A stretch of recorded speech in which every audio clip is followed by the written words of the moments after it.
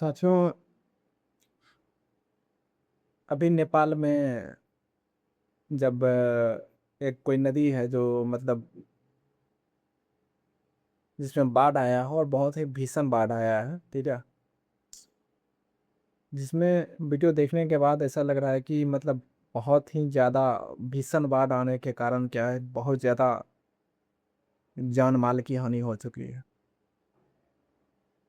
मतलब देख करके बहुत मतलब ऐसा सीन देखने को मिला है कि मतलब अंदर तक इंसानों को झकझोर के रख देने वाली है।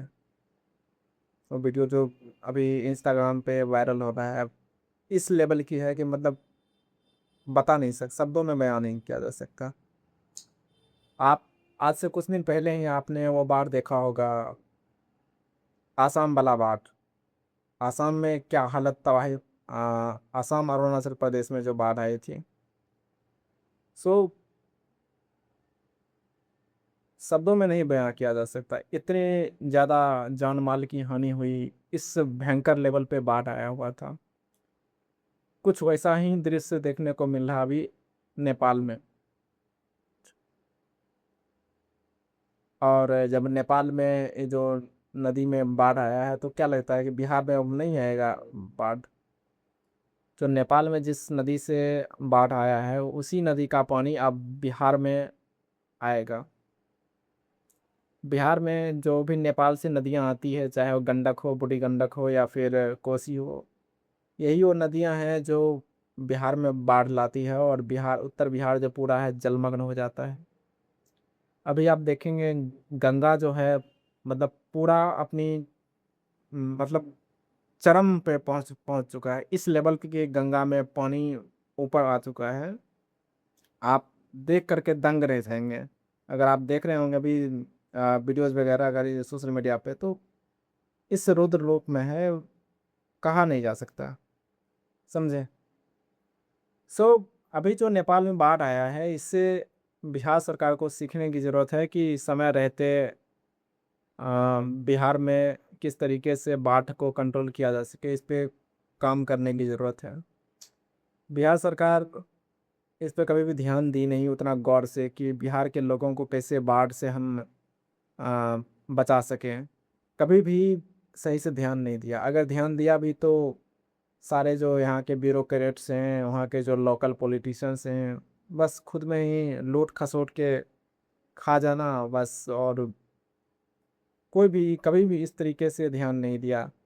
मतलब जिसका हानि हो रहा है उसका हानि हो रहा है, स्थानीय लोग वहाँ की जो जान माल की जा रही है सो जा रही है। देख करके बहुत तकलीफ होता है। और अभी देखिए उत्तर बिहार जो जो गंगा वाला इलाका है पूरा जलमग्न हो रखा है। देखने के बाद मतलब मन विचलित हो जाता है इस लेवल पे। अभी एक वीडियोस देख रहे थे जिसमें भागलपुर में एक शायद राघोपुर करके एक गांव है, वहाँ पे एक नाव पलट गया। उसी बांध के चक्कर में बांध बांध रहा था जिसमें मिट्टी लाद करके नाव से लाया जा रहा था, और जो कटाव हो रहा था नदी से उसमें जो है सो मतलब वो बांध बांधने के लिए मिट्टी ला रहा था वो, और वो नाव पलट गया। नाव पलट गया, उसमें करीब 15-20 लोग सवार थे। अब जिसको तैरना आ रहा था वो तो तैर करके बाहर हो गया, लेकिन जिसको तैरना नहीं आ रहा होगा उसका क्या हालत बीत रहा होगा, वो तो डूब गया होगा।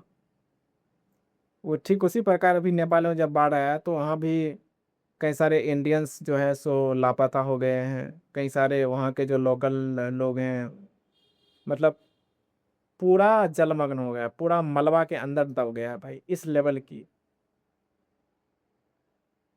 देखिए हालांकि तो भारत सरकार ने भी वहाँ के लिए जो है राहत सामग्री आज से भेजी है।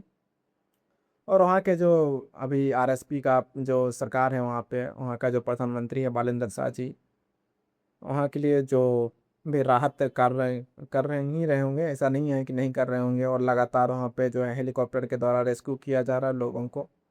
और लगातार जो है वहाँ पे जो जो भी सुरक्षा व्यवस्था होती है उसमें लगा हुआ है ताकि कम से कम जान माल की हानि हो, समझे।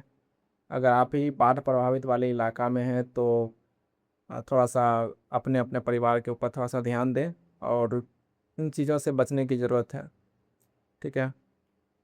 तो बहुत बुरा स्थिति है इस समय बाढ़ को लेकर के, समझे।